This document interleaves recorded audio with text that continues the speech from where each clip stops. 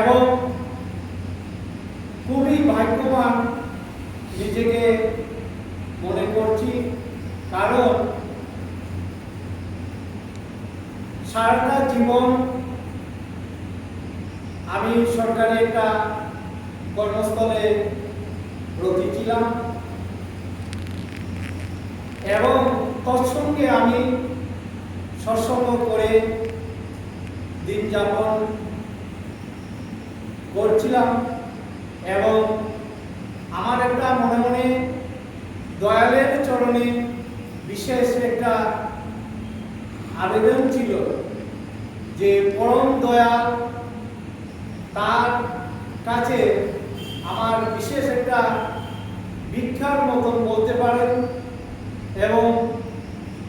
আমি ঠাকুরের কাছে সবসময় এটা চাইতাম যে আমার রিটায়ার্ড হওয়ার পরে, অবসর হওয়ার পর আমি বাকিটা জীবন তার হয়ে নিষ্ঠা সহকারে যাতে কাজ করে যেতে পারি, এই আমার কামনা ছিল। আজকে আমি